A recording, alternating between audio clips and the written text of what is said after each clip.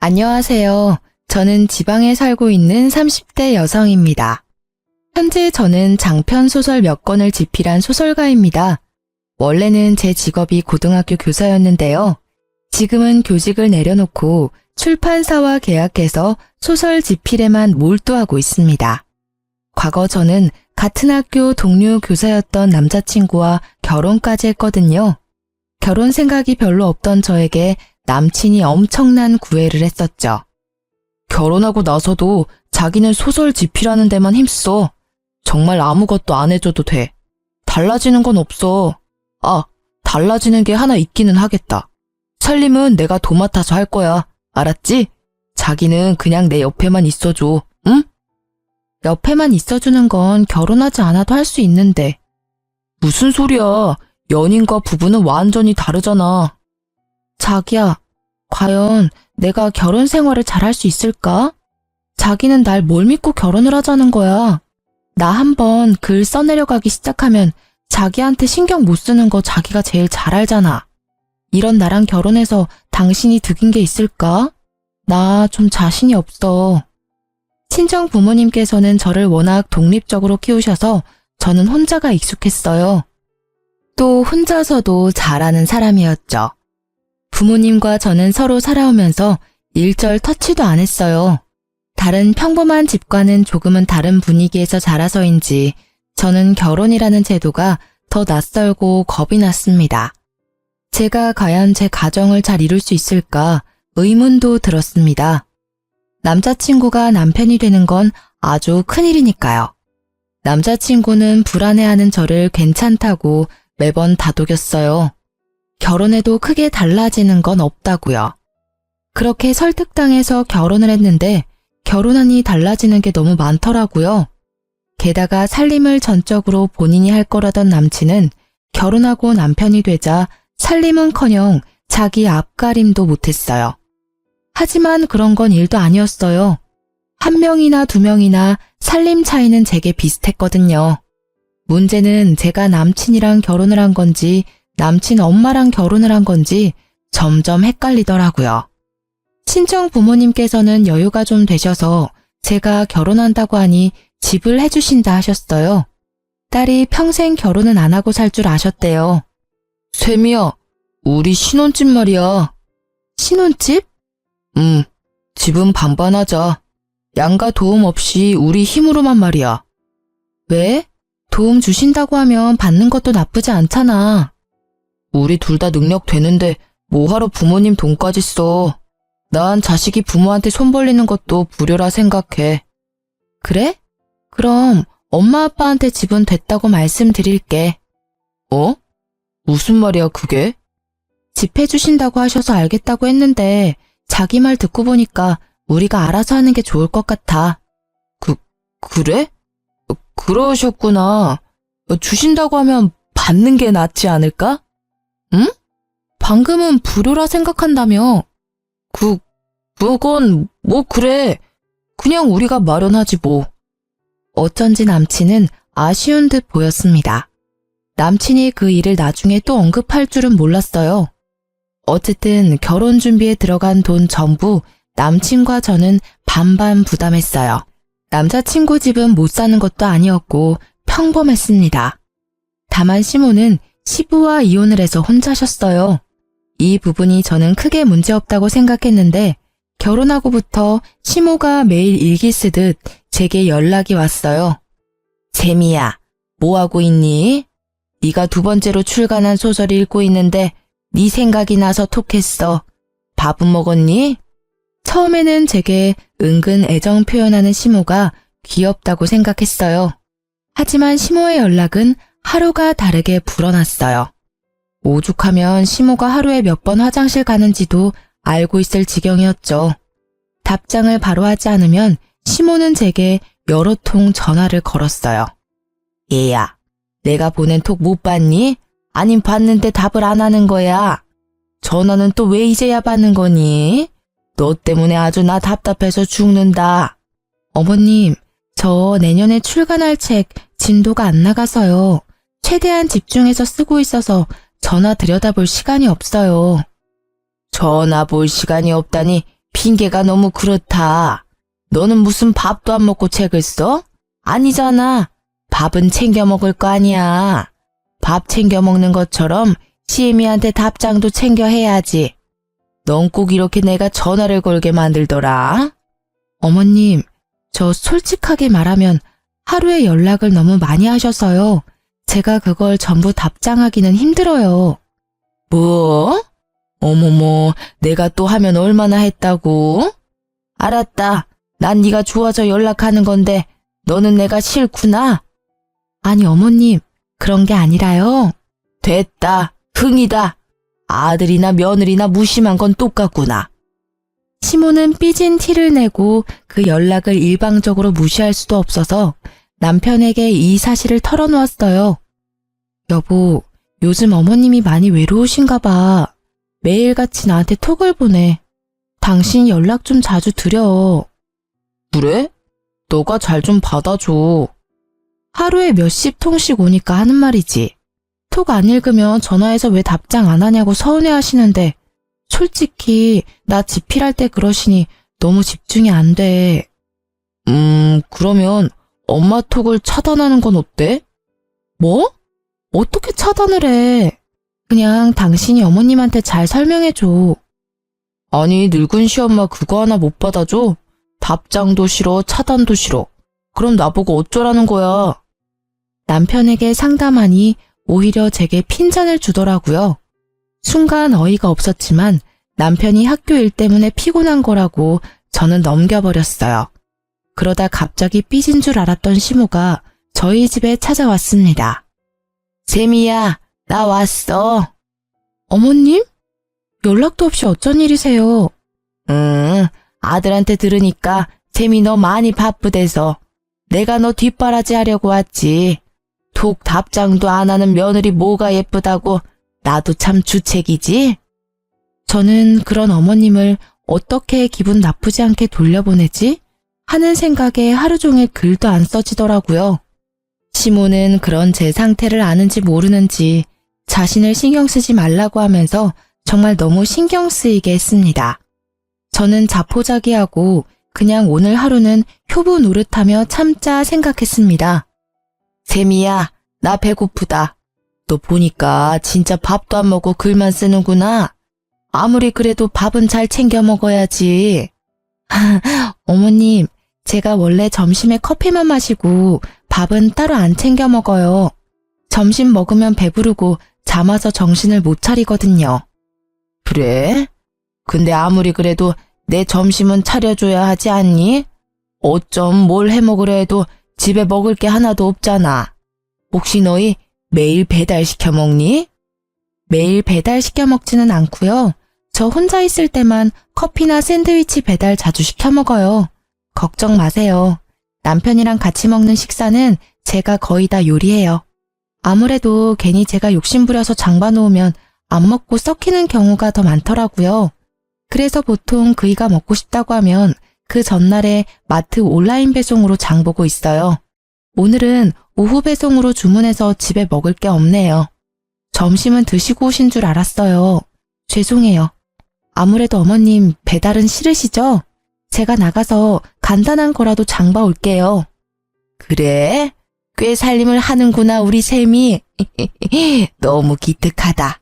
어쩜 그렇게 꼼꼼해? 감사합니다. 어머님, 다음에는 오실 때 미리 연락해 주시고 와주세요. 그럼 제가 미리 드실 거라도 준비할 수 있잖아요. 응? 아까 내가 한 말 못 들었어? 내가 너 뒷바라지 해준다니까. 이제 아무 걱정하지 마. 내가 옆에 찰싹 붙어 있을 테니까. 네? 어머님, 그게 무슨 말씀이신지. 너 새 책 출간할 때까지 내가 여기 있으려고. 너 일하느라 바빠서 아직도 못 봤구나. 저기 현관에 봐봐. 나 짐도 다 싸왔잖니. 우리 이제 매일 사이좋게 지내보자. 짐이요? 시모 말을 듣고 현관에 가보니 엄청 큰 캐리어가 2개나 있더라고요. 세미야, 그럼 나 어느 방 쓰면 될까? 내가 마음에 드는 방 쓰면 되니? 그렇게 어머님과의 동거가 시작됐어요. 제가 이건 아니다 싶어 남편에게 말해봤지만 남편은 철없이 엄마가 있어서 오히려 좋다고 했어요. 어머님 언제까지 계신데? 몰라. 가실 때 되면 알아서 가시겠지. 넌 그걸 못 참아서 자꾸 보채냐? 아니, 아무리 내가 편하셔도 그렇지. 신혼부부 집에 짐 싸들고 오시는 건 아니잖아. 당신이 좋게 말씀드려서 얼른 집에 모셔다 드려. 내가 왜 그래야 해? 엄마가 너한테 아기가 있으신 것도 아니고 순수하게 도와주시러 오신 거잖아. 그럼 우린 오히려 좋은 거 아니야? 난 당신이 왜 예민하게 구는지 모르겠다. 그거 알아? 나 연애 때는 몰랐는데 당신 지필 들어가면 생각보다 더 사람 숨 막히게 해. 엄마라도 계셔야 내가 숨통이 트이지. 이기적이게 당신 생각만 하지 마. 태평한 남편과 다르게 저는 한 사람 몫의 일거리가 더 늘어서 괴로웠어요. 출판사랑 달마다 어느 정도 원고 분량을 맞춰놓은 게 있는데 어머님 신경 쓰느라 또 남편 챙기느라 스트레스가 이만저만 아니었죠. 뒷바라지를 해주겠다던 시모는 혼자 밥을 챙겨 먹지도 못하더라고요. 세미야, 우리 점심 언제 먹을 거야? 네? 어머님, 저 점심 안 먹는다고 말씀드렸는데. 너 너무한다 정말. 이 나이에 내가 너 먹을 때까지 굶고 있어야 해. 어머님, 점심은 직접 챙겨 드시면 안 될까요? 아침은 제가 차려드렸잖아요. 저 아침 먹고 밀린 집안일 한 후에 겨우 이제 엉덩이 붙이고 원고 쓰기 시작했어요. 참나, 시엠이 점심 차리는 것 하나도 귀찮아. 내가 먹으면 얼마나 먹는다고. 서럽다 정말. 어머님, 제가 전업주부가 아니잖아요. 남편이 학교에서 일하는 것처럼 저도 일하는 며느리예요. 티는 안 나겠지만 집이 제 일터거든요. 어머님께서 자꾸 이러시면 저도 서러워요. 점심은 배달이라도 시켜드리면 안 될까요? 배달은 무슨. 됐다. 그냥 대충 찬밥에 물이나 말아서 먹고 말지. 그럼 그러시겠어요? 저는 굶더라도 꼭 오늘치 분량은 지필해야 해서요. 배달 주문도 싫다 하는 시모에게 저는 냉정하게 굴었어요. 그래도 마음은 편치 않더군요. 도대체 집에는 언제 가시는지 남편에게도 점점 화가 났어요. 싸우기는 싫어서 저도 좋은 방법을 생각해냈죠. 엄마, 우리 집에 와서 좀 계셔줘. 귀찮은 거 알지만 딸내미 좀 도와줘. 응? 갑자기? 왜? 너 무슨 일 있니? 남편과 시모 몰래 엄마께 하소연하니 엄마는 1시간 후에 바로 집으로 달려와 주셨어요. 어머, 사돈어른께서 여기 어쩐 일이세요? 사돈어른이야말로 여기서 뭐 하세요? 저는 딸내미 일하는데 사위 못 먹을까봐 밥 챙겨주러 왔어요. 엄마? 어쩐 일이세요? 제가 완전 시치미를 뗐지만 시모는 눈치챘는지 저를 빤히 쳐다보더라고요. 저야 뭐 우리 예쁜 며느리 챙겨주러 왔죠. 아유, 얘가 뭐가 예쁘다고 사서 고생하세요. 저도 진작 신경 썼어야 했는데 너무 감사하네요. 앞으로는 제가 애들 부부 챙길 테니 사돈어른께서는 얼른 집에 가셔서 쉬세요. 아니면 그냥 저랑 같이 당분간 여기서 지내실래요? 애들 다 컸지만 꼭 공동육아하는 기분이 들겠네요. 아닙니다, 사돈. 오셨으니 저는 이만 가봐야겠네요. 시모는 친정엄마가 불편한지 고민도 안 하고 짐을 챙겨서 돌아갔습니다. 저는 드디어 해방감을 느꼈어요. 나가실 때 살짝 저를 째려보고 가시는 듯 했지만 상관없었어요. 너무 홀가분했거든요. 엄마한테 진작 연락하지 그랬어. 혼자 엄청 스트레스 받았겠네. 아니, 사돈어른은 아무리 그래도 결혼한 지 얼마 안 된 신혼집에 짐을 저렇게 많이 싸우셨다니? 모르겠어. 외로우셔서 그런 건지 아님 나 시집살이 하려고 그러신 건지. 엄마, 이제 신경 쓰지 말고 집 가셔도 돼. 갑자기 불러서 너무 미안해. 아니야, 기왕 왔는데 바로 가기는 그렇지. 나도 사돈어른 있었던 만큼은 있을 거야. 그래야 네 남편이 앞으로 중재 잘할 거 아니야. 엄마만 믿어. 엄마께서는 사위가 장모 어려운 줄 알아야 며느리가 시모 어려운 줄 잘 알 거라 말씀하셨어요. 엄마께서 하나부터 10까지 다 챙겨주셔도 남편은 오히려 불편했어요. 장모님 언제 집 가신대? 신혼집에 너무 오래 계시는 거 아니야? 너가 좀 말씀드려봐. 어? 이제 이틀밖에 안 됐는데? 어머님 오셨을 때는 당신 아무 말 안 했잖아. 우리 엄마는 계시면 안 되는 거야? 아, 우리 엄마랑 장모님은 다르지. 뭐가 달라? 당신 장모님이 내 엄만데. 왜 내로남불이지? 어머님은 맘대로 오셔도 되는데 우리 엄마는 오시면 안 된다는 거야? 아무래도 불편하잖아. 나 밖에서 일하고 들어왔는데 장모님 집에 계시면 편하게 쉬지도 못해. 자기 웃긴다. 나는 집에서 원고 쓰면서 어머님 해달라는 대로 다 챙겨드렸어. 그때는 아무 말도 안 하더니 오히려 챙겨주는 우리 엄마는 불편해? 당신 어머니는 뭘 하시든 군말 없이 받아줘야 하는데 왜 우리 엄마는 네가 못 받아줘? 아, 잘못했어. 내가 생각이 짧았어. 장모님 계시니까 당신 어땠을지 짐작이 조금 가. 엄청 불편했겠다. 미안해. 아, 이제야 사과한다고? 미안해, 정말. 앞으로는 내가 중간 역할 제대로 할게. 그러니까 장모님 이만 집에 가라고 말씀드리면 안 돼? 앞으로 또 똑같은 일 생기면? 절대 그럴 일 없을 거야. 우리 엄마가 그러시면 너 친정으로 도망가. 그렇게 남편은 기분 상한 저를 풀어주려고 노력했어요. 그런데 그 일 이후로 시모는 충격적인 톡을 제게 보내더라고요. 저는 스팸이거나 보이스피싱 뭐 그런 건 줄 알았어요. 그런데 연락 온 건 틀림없이 어머님 톡이었죠. 이게 뭐야? 아! 왜? 당신 왜 그래? 시모의 톡은 이러했습니다.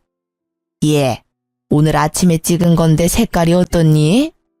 이 말 한마디와 비위상하게 변기 안을 찍어보냈더라고요. 네, 상상하시는 그것과 함께요.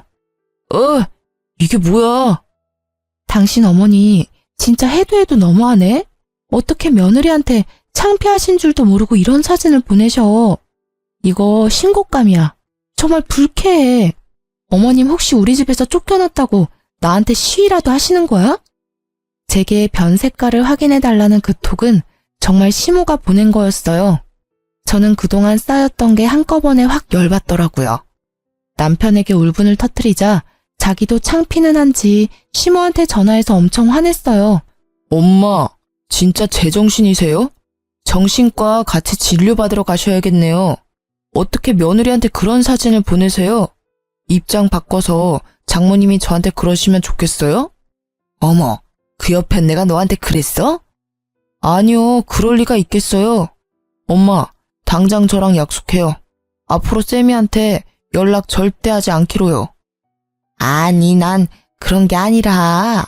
아이, 어떻게 며느리랑 시모가 연락을 안 하고 지냈니? 앞으로 연락은 저한테만 하시라고요. 아님, 저 엄마 얼굴 안 볼 거예요. 아이, 그래, 알았어. 내가 미안하다. 그게 뭐라고 엄마 민망하게 그렇게 화를 내니? 어디 소문날까봐 무서워요. 엄마 아들 교사잖아요. 품위 좀 지켜주세요. 예? 알았다니까 그만 좀 뭐라 해라. 시모는 제게 다시는 톡도 전화도 먼저 하지 않기로 약속했어요. 남편이 전과 달리 강력하게 나가자 저는 오히려 화가 수그러들더군요.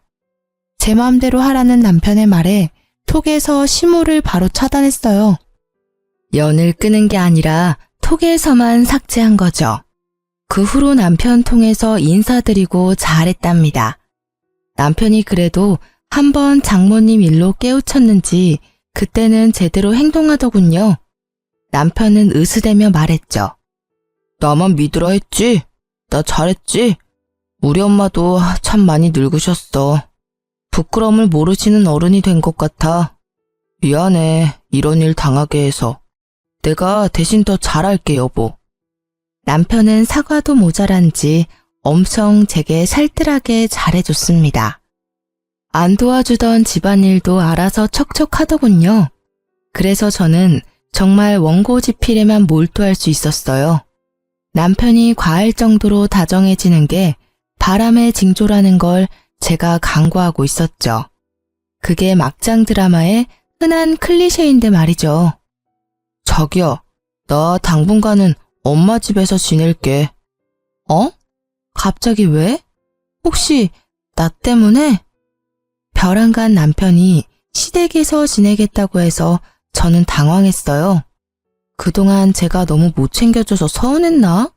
아님 어머님께서 어디 편찮으신가? 속으로 별별 생각이 다 들었죠.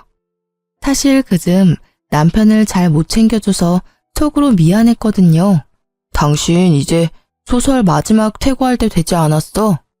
열심히 달려온 만큼 마지막도 집중 잘했으면 좋겠어. 뭔가 이렇게 얼굴 보고 말하려니 쑥스럽다. 나 때문에 방해받지 않았으면 해서 말이야. 내가 잠시 엄마 집에 있으려고. 뭐야 자기, 나 감동받아서 눈물 나려고 해. 어떻게 그런 생각을 했어? 저는 남편 말대로 열심히 소설 끝 마무리를 지었어요. 원고를 출판사 편집자에게 넘기고 나서 가장 먼저 떠오른 건 시어머니였어요. 저 때문에 남편 케어하느라 고생하셨으니까요.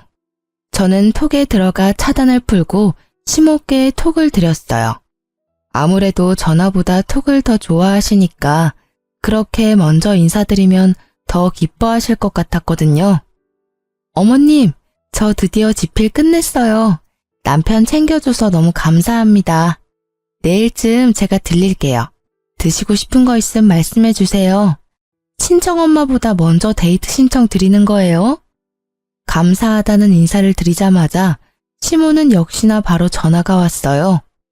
어머, 우리 아가 이제 다시 예전처럼 너랑 친구처럼 연락해도 되는 거니? 근데 갑자기 무슨 그런 감동적인 톡을 보냈어. 네가 고생했지. 남편 케어하느라 소설 쓰느라. 이제 당분간은 계약하지 말고 나랑 놀자꾸나. 우리 며느리랑 아들 얼굴 못 본 지가 오래네.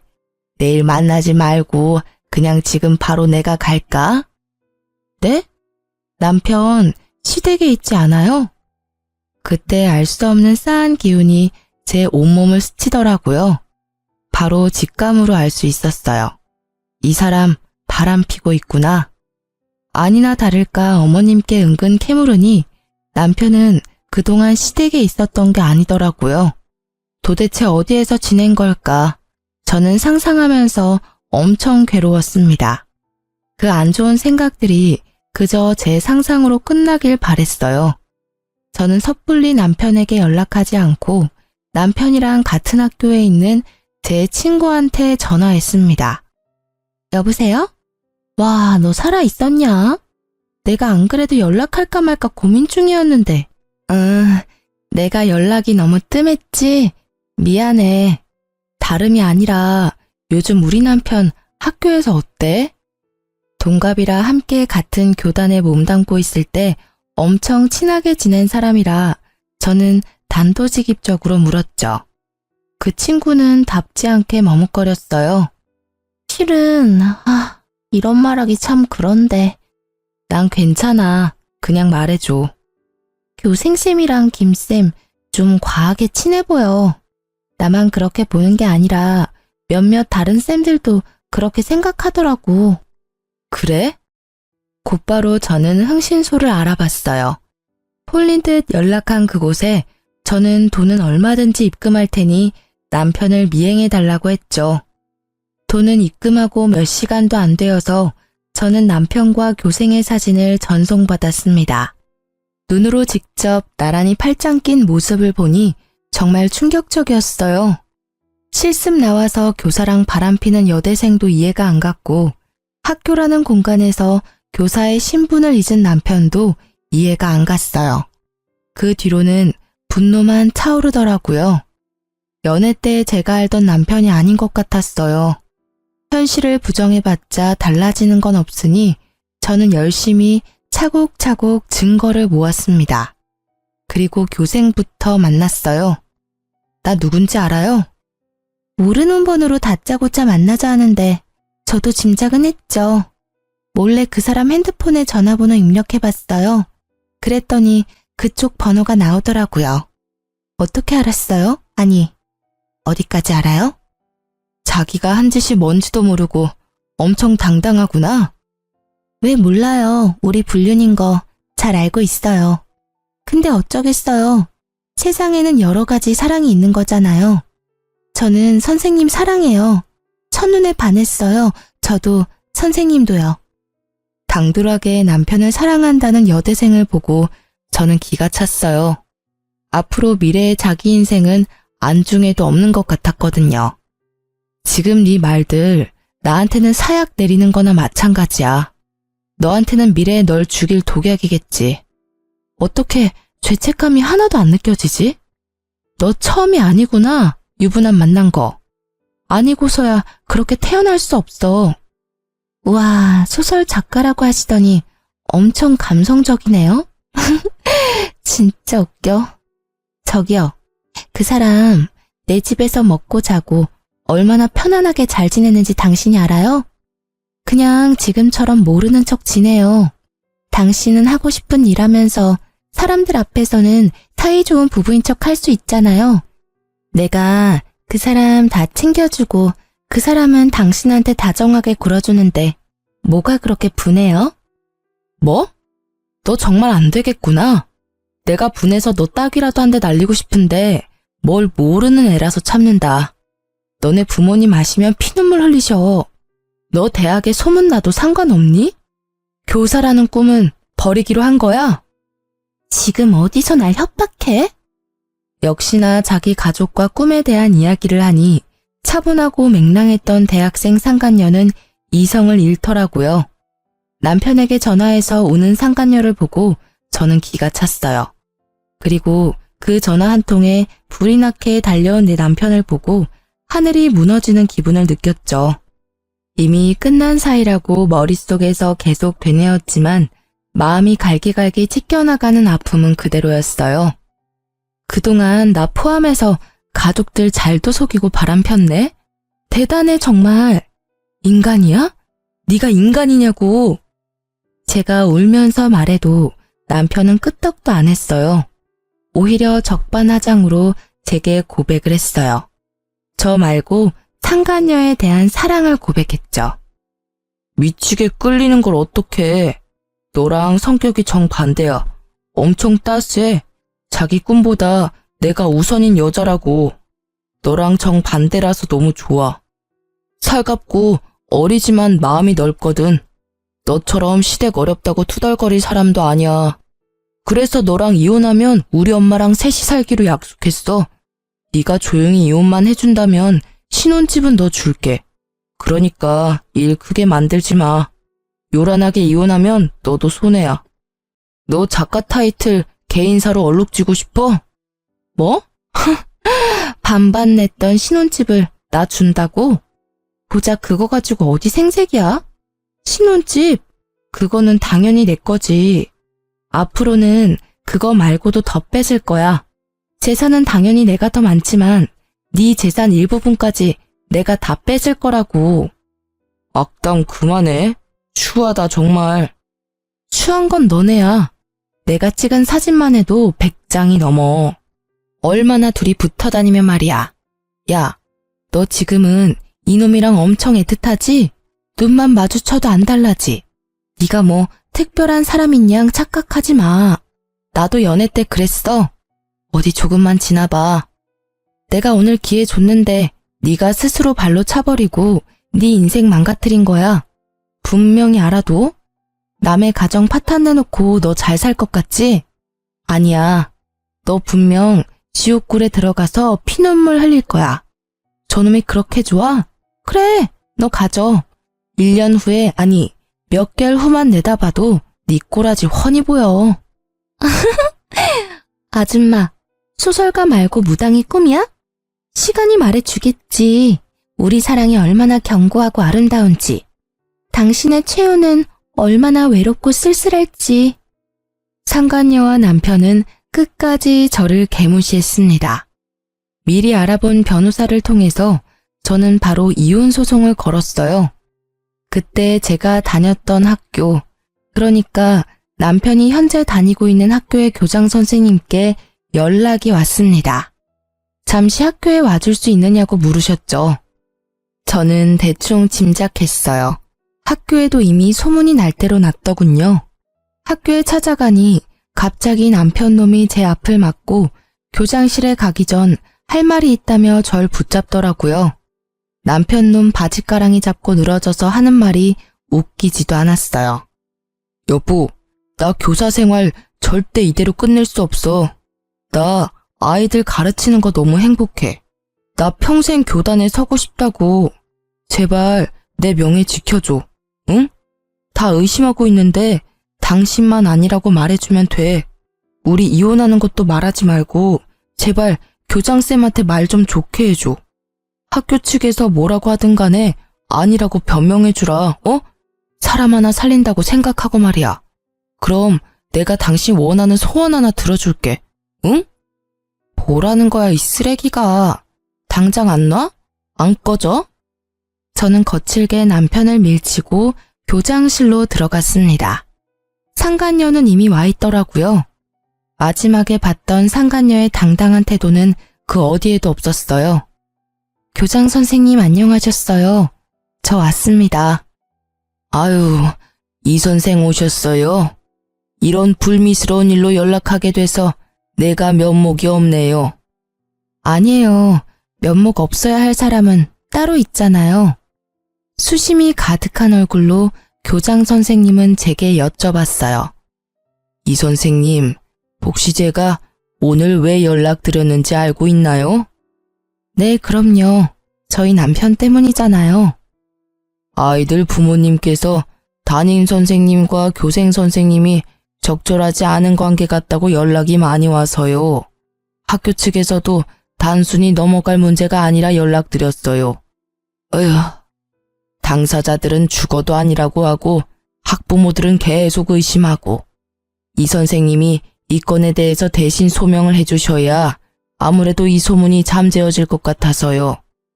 둔한 저도 아는데 눈치 빠른 아이들이 몰랐을까요? 이미 둘의 불륜 소문은 파다했습니다. 저는 주저없이 교장 선생님께 말했어요. 아이들 눈이 정확하죠. 그 말은 즉슨 불륜이 맞다는 겁니까? 네, 이혼 소송 중입니다. 제 말로는 신빙성이 없어서 사진 몇 장 들고 왔어요. 흉측하지만 교장 선생님께서 직접 봐주시겠어요? 그러자 남편은 절망한 듯 무릎 꿇고 잘못했다 빌었고요. 상간녀는 무섭게 제게 달려들었죠. 야! 이 미친 개! 어디서 남의 앞길을 막으려고!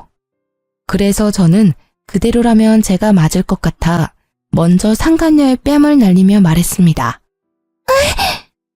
너 나한테 너네 사랑이라며. 그렇게 당당할 때는 언제고 왜 지금은 떳떳하지 못하니? 일침을 날리자 상간녀는 또 돌변하여 갑자기 울면서 빌더군요. 사랑은 무슨? 아니에요. 저 그냥 존경심 같은 거였어요. 오해라고요. 제발 두 분 다시 합치세요. 네? 제가 행동 똑바로 못한 건 너무 죄송합니다. 제가 이렇게 빌게요. 제발 선처해주세요. 그냥 넘어가 주세요. 단지 선생님이 너무 잘해주셔서 감사한 마음은 있었지만요. 사랑은 절대 아니에요. 그쵸, 선생님? 뭐라고 말 좀 해보세요. 적나라한 자신과 제 남편의 사진 앞에서도 상간녀는 발뺌을 하더라고요. 교장 선생님은 더 들어볼 필요도 없겠다고 저는 돌아가도 된다고 하셨어요. 이 선생님 고생 많으셨어요. 여기까지 오는데 심정이 어땠을지 감히 상상도 안 가네요. 학교 측에서는 지도자로서 잘못에 대한 대가를 치르게 할 테니 다른 건 이 선생님께 잘 부탁드려요. 끝까지 힘내시고요. 교장 선생님 응원에 저는 눈물보다 힘이 나더라고요.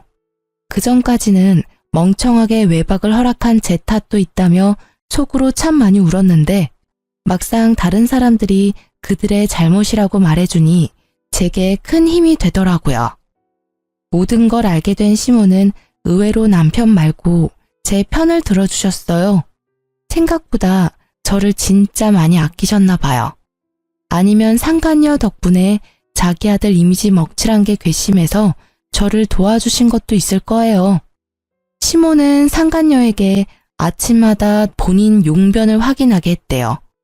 남편도 한창 이혼 소송 중인데 시모가 신난 목소리로 전화와서 상간녀와 있었던 일을 말씀해 주시더라고요. 여기서부터는 시모에게 들은 대로 말씀드릴게요. 예, 앞으로 아침마다 나 화장실 다녀오면 바로 확인하렴. 네? 어머님, 뭘요?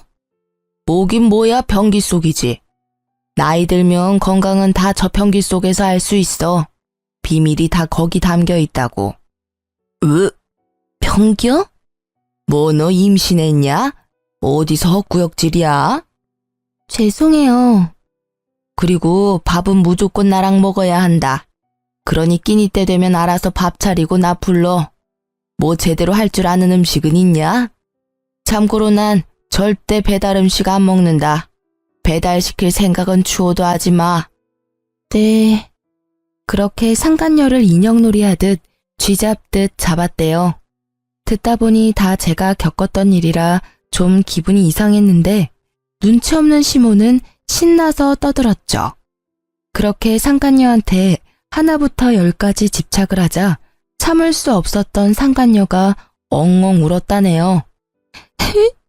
어머니, 도대체 저한테 왜 그러세요? 저는 저 사람이랑 살려고 온 거지 어머님이랑 살려고 온 거 아니란 말이에요. 왜 자꾸 절 괴롭히세요?